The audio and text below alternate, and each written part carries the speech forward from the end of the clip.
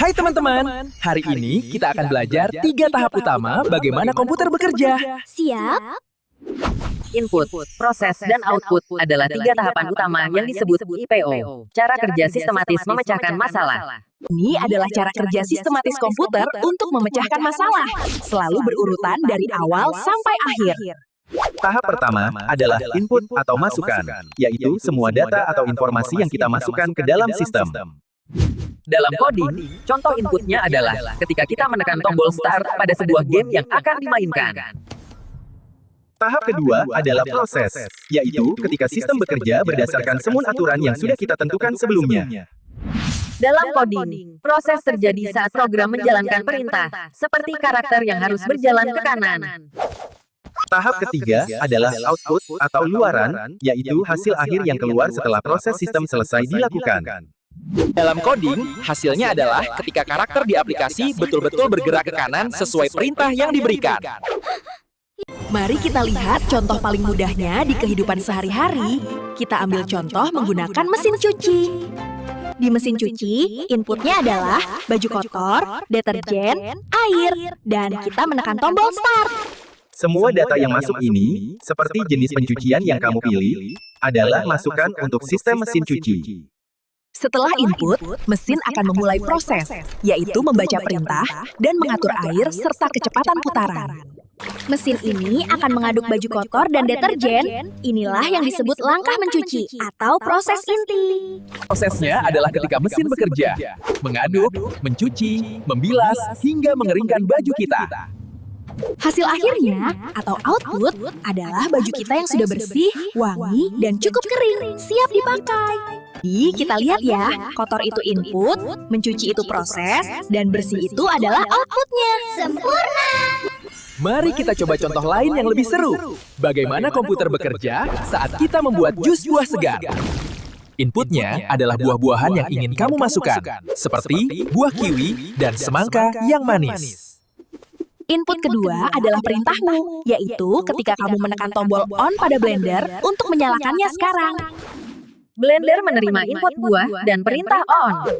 Pisau mulai berputar kencang. Prosesnya adalah ketika blender mencampur semua buah dengan cepat, mengikuti perintah yang kita berikan. Proses ini mengubah bentuk fisik buah menjadi cair, persis seperti komputer mengubah data input menjadi hasil. Outputnya adalah jus buah segar yang sudah siap diminum setelah semua proses pencampuran selesai. Rasanya manis dan menyegarkan. Inilah output sempurna dari sistem blender ini. Ingat, setiap alat atau program pasti memiliki input, proses, dan output untuk menyelesaikan tugasnya dengan benar. Bagus! Sekarang kita pindah ke konsep kedua, variabel. Ini seperti wadah untuk menyimpan data yang berharga. Variabel itu wadah atau tempat khusus di memori komputer untuk menyimpan data yang nilainya bisa berubah. Nilai dalam wadah ini bisa berubah sewaktu-waktu. Nilai tersebut bisa kita lihat, ukur, atau kita amati hasilnya. Untuk memahami variabel, bayangkan kamu sedang bermain game balap mobil yang sangat seru dan menantang. Kita buat wadah data bernama variabel score yang akan mencatat semua poin permainanmu di balapan ini. Saat kita baru mulai, nilai variabel skor kita selalu 0 karena kita belum melewati rintangan apapun. Ketika kamu berhasil melewati rintangan, nilai yang disimpan variabel skor akan langsung bertambah 10 poin. Sekarang, nilai yang disimpan variabel skor berubah dari 0 menjadi 10. Ini menunjukkan data yang dinamis. Ada juga variabel lain seperti nyawa atau life, yang nilainya biasanya menunjukkan kesempatan bermain kita. Jika kita menabrak rintangan atau lawan di game, variabel nyawa akan berkurang nilainya. Hati-hati ya. Variabel nyawa menyimpan data statusmu. Apakah kamu masih aman bermain atau sudah hampir game over? Input kita memicu proses kelas yang mengubah nilai di variabel nyawa output. Variabel sangat penting dalam coding karena mereka menyimpan semua informasi yang terus berubah seiring berjalannya program. Mari kita ulangi sebentar. Input adalah data mentah atau perintah yang kita berikan. Misalnya, mengetik huruf.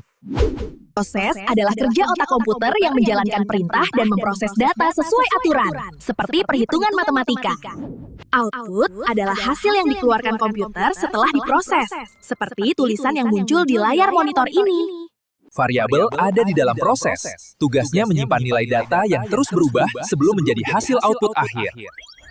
Setiap kali kita mendapatkan 10 poin, itu adalah input baru yang memicu proses perubahan nilai variabel skor. Variabel skor memproses input ini, menambahkan nilainya, dan menghasilkan output skor total yang baru, misalnya menjadi 20. Ingat, mulai dari mesin cuci hingga program coding, semua menggunakan 3 tahapan ini. Input, proses, output. Dan variabel adalah wadah penting di dalam proses yang menyimpan dan menunjukkan perubahan data yang terjadi. Kalian sudah hebat! Dengan bekal ini, kalian siap mencoba membuat program coding sederhana kalian sendiri. Jangan lupa untuk terus berlatih dan mengamati input, proses, dan output di sekitarmu. Sampai jumpa lagi! Hebat! Kalian sudah mengerti EPO dan variabel. Kedua konsep ini sangat penting dalam dunia coding dan komputer.